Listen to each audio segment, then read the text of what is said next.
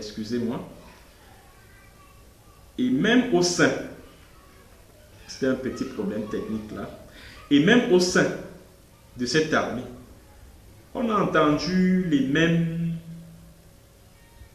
c'est-à-dire les mêmes arguments, comme quoi vraiment c'est une histoire qu'on va régler en 2-3 semaines. Et d'après les informations que j'ai eues, que j'ai obtenues, quelques mois après, hein, c'était pas le même, à cette même période, le haut commandement de l'armée camerounaise avait donné 8 semaines, c'est-à-dire dès le déclenchement de la guerre le 1er décembre 2017, 8 semaines aux soldats camerounais pour débarrasser toute la zone anglophone de ces bandes armées. Je dis bien 8 semaines. Cet objectif, comme vous pouvez le constater, n'a pas été atteint. Alors, les difficultés, comme je le disais, lors des 3 premières semaines du déclenchement, pendant les 3 premières semaines du déclenchement de la guerre, à partir de janvier 2018 jusqu'en mars-avril 2018, les difficultés ont commencé à poindre. C'est vrai que ça me gêne de le dire, mais franchement, l'armée camerounaise a perdu énormément. Énormément. Et au plus fort de cette guerre, Atanganji, qui a été nommé ministre de l'administration territoriale le 2 mars 2018. L'objectif qui a été assigné à Atanganji, c'est de mater ces bandes armées. Sauf que Atanganji, qui est un ancien agent des renseignements qui a travaillé sous le feu Fauchivé, Jean Fauchivé, qui était le patron des services secrets, aussi bien sous Aïdjo que Soubia, qui a tué beaucoup de gens, Atanganji a travaillé avec lui. Atanganji va mettre en place une stratégie. Parce que comme le pouvoir de Yaoundé s'est rendu compte qu'il a en face des bandes armées extrêmement aguerries, il fallait mettre en place une technique contre-révolutionnaire. Et c'est Atanganji qui est chargé de mettre en place cette stratégie. Et la stratégie consiste à faire quoi? À créer des bandes armées parallèles à qui l'on va assigner une mission. La mission consiste à kidnapper des civils parce que le pouvoir s'est rendu compte qu'il existait une symbiose entre ces bandes armées et la population. Alors, pour couper ce cordon ombilical entre les bandes armées et la population, il fallait mettre en place une stratégie contre-révolutionnaire. La stratégie contre-révolutionnaire consistait à faire quoi? À créer des bandes armées parallèles qui allaient kidnapper des populations, leur exiger des rançons, mettre les ONG internationales à contribution, la presse nationale et internationale à contribution, afin de... C'est-à-dire que ces bandes armées parallèles créées par Atanganji allaient se faire passer pour les séparatistes armés, qu'ils appellent dans la zone les Restoration Forces. Et le monde entier allait croire que, en fait, ce sont les Restoration Forces qui ont kidnappé, qui ont exigé des rançons, qui ont fait ci, qui ont fait ça, et patati et patata. Bon, la stratégie a commencé à être mise en place Mais en mai 2018, la stratégie va connaître un échec. C'est pour ça que vous avez appris que le 25 mai 2018, 30 jeunes ont été massacrés à Menkapenning. Et le pouvoir a eu bon dos parce que la presse internationale, les ONG internationales ont assimilé ces 30 jeunes qui ont été abattus à Menkapenning à des séparatistes armés. C'est-à-dire que c'est ce que le pouvoir de Yaoundé a voulu faire passer aux yeux de l'opinion nationale et internationale, alors que c'était des jeunes qu'on avait recrutés, à qui l'on avait donné de l'argent et qui devaient jouer le rôle des Amba Boys. Ils devaient aller dans les kidnapper les gens, exiger des rançons, de manière à ce qu'on dise que oui, de manière à ce que la presse, les cyber-activistes qui sont proches du régime, la presse nationale et internationale, surtout la presse nationale favorable au régime, puissent dire que non, ce sont les Restoration Forces, les séparatistes armés qui ont kidnappé, qui ont fait ci, qui ont fait ça. Alors on recrute des jeunes qui jouent le rôle, mais sauf que ces jeunes, avec l'argent qu'on leur a donné, ils se sont mis à aller en boîte de nuit avec des jeunes filles, à aller agresser les populations, à entrer dans des chefferies, à s'emparer des fusils traditionnels, à menacer même les chefs traditionnels, etc. etc. Bon, c'est-à-dire que pour les réduire en néant, il ne fallait pas les traîner devant les tribunaux, parce que devant les tribunaux, ils allaient dévoiler les collusions entre eux et certains hommes du pouvoir de Yaoundé. Qu'est-ce qu'il fallait faire? Il fallait les liquider physiquement. Et c'est pour cela que le chef traditionnel de Menkapenning les a convoqués dans un petit hôtel, un motel, un soir. Et il y avait des hommes en civil qui étaient là, ce jour-là, qui sont venus pour la mission, c'est-à-dire celle de les exécuter. On a convoqué tous les enfants là, on les a réunis, on leur a donné à manger, à boire, tout. Maintenant, quand 5 heures approchaient,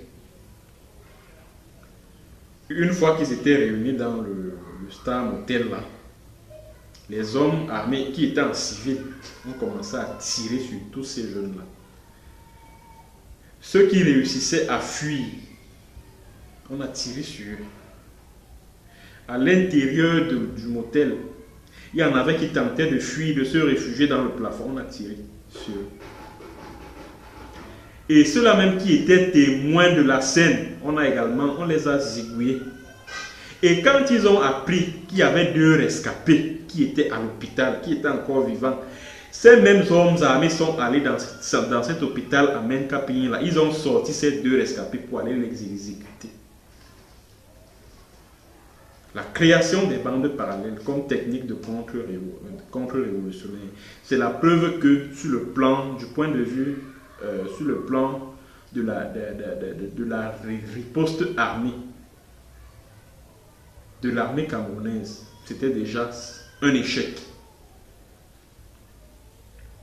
Puis, en plus de ça, comme ils se sont rendus compte que même cette stratégie de créer des faux Amba Boys là, a connu un premier échec, mais ils ont relancé ça. Ils ont relancé en créant d'autres groupes armés parallèles et autres. Mais sauf que le pouvoir de Yaoundé, sentant que sur le plan armé, ce n'était vraiment pas le succès, il a opté pour ce qui lui est cher, diviser pour mieux régner. Et pour ce faire, le pouvoir de Yaoundé a instrumentalisé un homme Il est un enseignant de profession. Je crois qu'il est, intendant ou surveillant général dans un lycée à Buea. Il s'appelle Franklin Djoume. Il est très présent là sur Facebook. Les Sardinans aiment beaucoup ses interventions. Franklin Djoume donc commence à mener une campagne sur les réseaux sociaux. La campagne consiste à quoi? À monter les anglophones du sud-ouest contre ceux du nord-ouest. À considérer les anglophones du nord-ouest qui sont dans le sud-ouest comme ceux qui entraînent les anglophones du sud-ouest à cette sale guerre. Franklin Djoume appelait, ou alors appelle ces anglophones du nord-ouest, les Ngrafi, les Kamnogo, les machins chouettes, ceux-là qui viennent, ce sont eux qui sont en train de mener cette guerre. Maintenant, ils entraînent les Sawa du sud-ouest, qui sont des hommes d'honneur à cette guerre, et patati et patata. C'est-à-dire que Franklin Djoume a mené cette campagne pendant des mois et des mois et des mois. Mais jusque-là, ça n'a rien donné, parce que la communauté anglophone a démontré toute son unité face à cette guerre que leur a déclaré le pouvoir de Yaoundé. La preuve, quand les activistes anglophones, les leaders indépendantistes anglophones appellent au Ghost Town, aux villes mortes, le mot d'ordre est suivi à 100%, y compris au sud-ouest. C'est la preuve que les populations du sud-ouest adhèrent au mouvement. Alors, quand ça échoue, ils optent pour une autre stratégie. La stratégie consiste à faire quoi?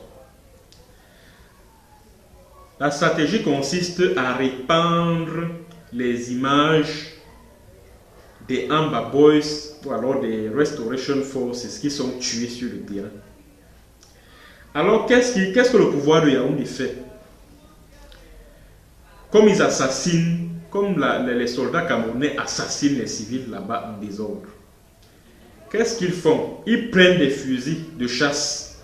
Quand ils tuent par exemple un jeune de peut-être 20, 25, 30 ans, 20 ans, parce que je vais vous dire, le pouvoir de Yaoundé, et moi j'étais au courant de ce plan depuis longtemps, est en train de mettre en place depuis des mois et des mois un plan qui consiste à tuer des jeunes dont l'âge varie entre 19 et 35 ans. C'est-à-dire que si on voit un jeune gars, que ce soit au nord-ouest ou au sud-ouest, qui a des bras valides, c'est-à-dire que quelqu'un que les Restoration Forces peuvent récupérer, on te zigouille.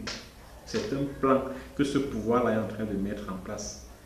Alors, pour revenir à la stratégie dont je parlais, la propagation des images des Ambaboy qui sont tués sur le terrain. Alors, la stratégie consistait à faire quoi? C'est-à-dire que les soldats vont sur le terrain, ils tuent des jeunes, parfois des innocents, ils prennent des armes de chasse, ils posent sur eux. Ils filment. Maintenant, ils envoient à leurs agents sur les réseaux sociaux pour publication. C'est pour ça que vous avez remarqué au cours d'une certaine période, de plus en plus, on voyait les photos des jeunes gars tués sur des prétendus Ambabos tués sur le terrain avec des fusils de chasse sur les cadavres et tout. La stratégie de ça, c'était de quoi? C'était quoi? C'était de faire croire aux populations qui apportent leur soutien à ces groupes armés que vous-même vous voyez que l'armée est en train de les massacrer terriblement sur le terrain. Alors vous avez intérêt à ne plus leur accorder ce soutien parce que la guerre qu'ils sont en train de mener est inutile. La preuve, vous voyez comment ils tombent sur le terrain comme des mouches. C'était ça l'objectif d'une stratégie comme celle-là.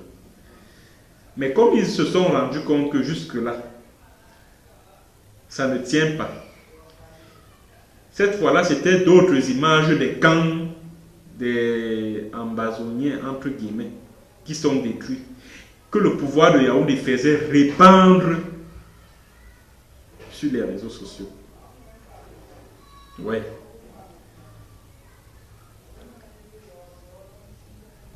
Et couplé à cela, en plus de cela, je veux dire, la stratégie des fake Amba Boys, c'est-à-dire que les groupes, les bandes armées parallèles que le pouvoir de Yaoundé a créé là pour donner une image de groupuscule terroriste aux véritables